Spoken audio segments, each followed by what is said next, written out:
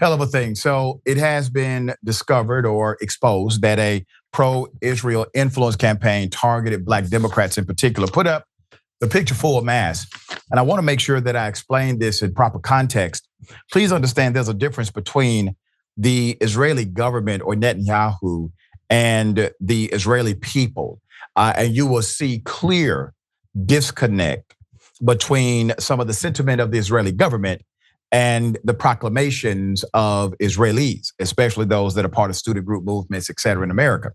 Now, for the first time since the conflict and war in Gaza, social media researchers have discovered an Israeli influence operation active across a number of platforms using hundreds of fake accounts to advance what was termed, quote, Israeli interest online among young Western audiences in English. The campaign, discovered by an Israeli online watchdog, is not pushing out disinformation, but rather focuses on unorganically amplifying claims and reports regarding the involvement of UNRWA workers in the October 7th Hamas attack in Israel, and its targets include US lawmakers, okay?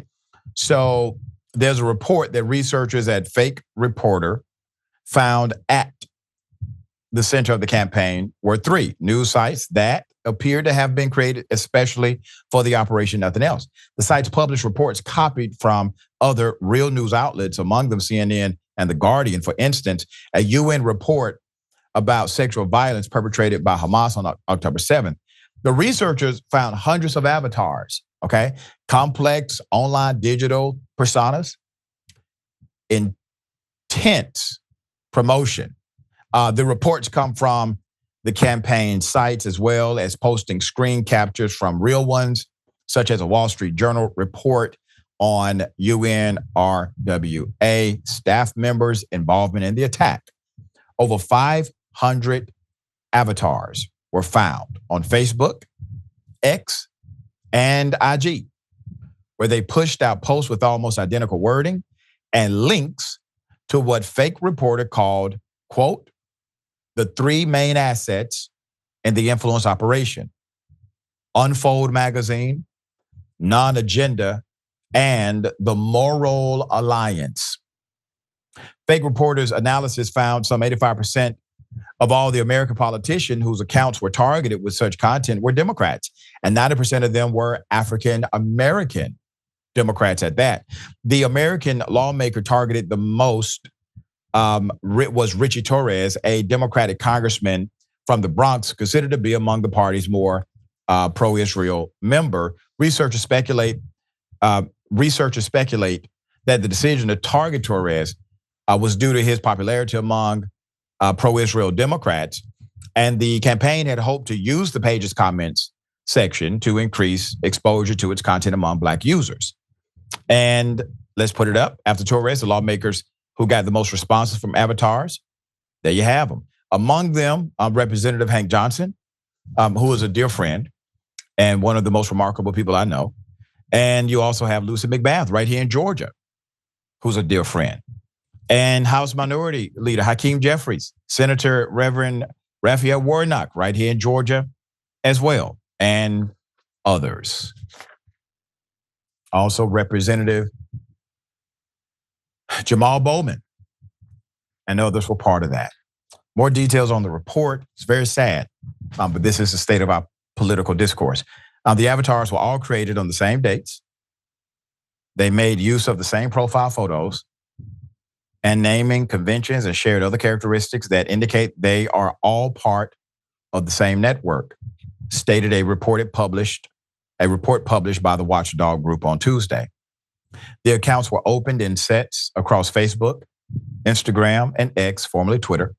One of the avatars has Hebrew letters in its username and what looks to be a typo, while so-called bots are automatic accounts that can be easily identified by platforms. Avatars are cyborgs and are not fully automated, but rather try to mimic real human behavior by being active on a number of platforms, thus disguising themselves.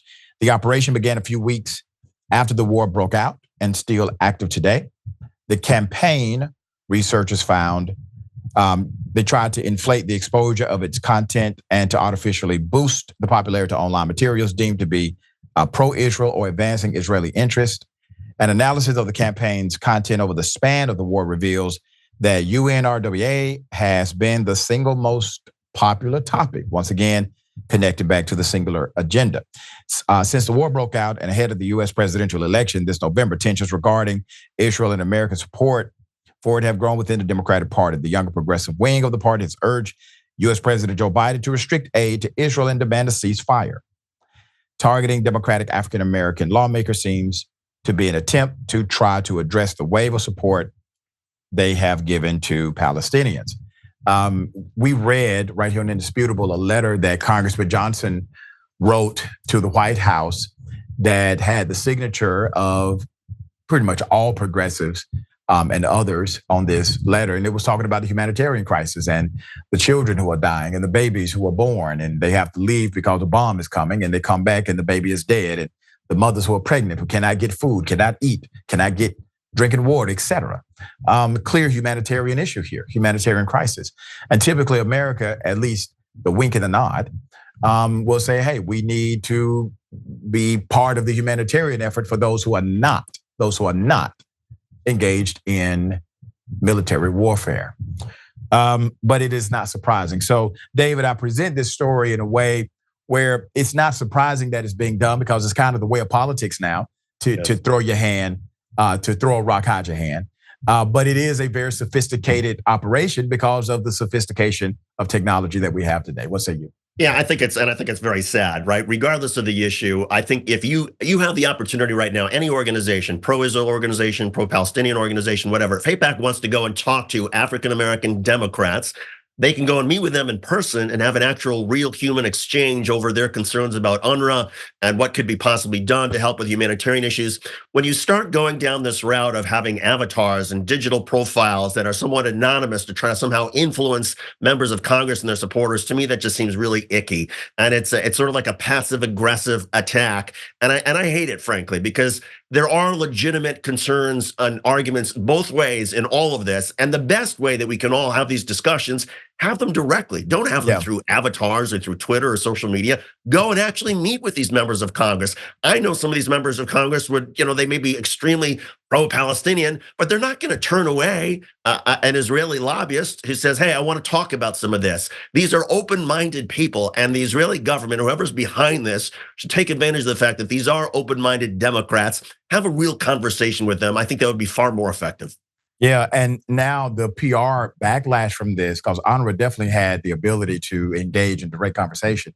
The online backlash and the public relations backlash is much more severe now that exposure has taken place. And so mission not accomplished is the point.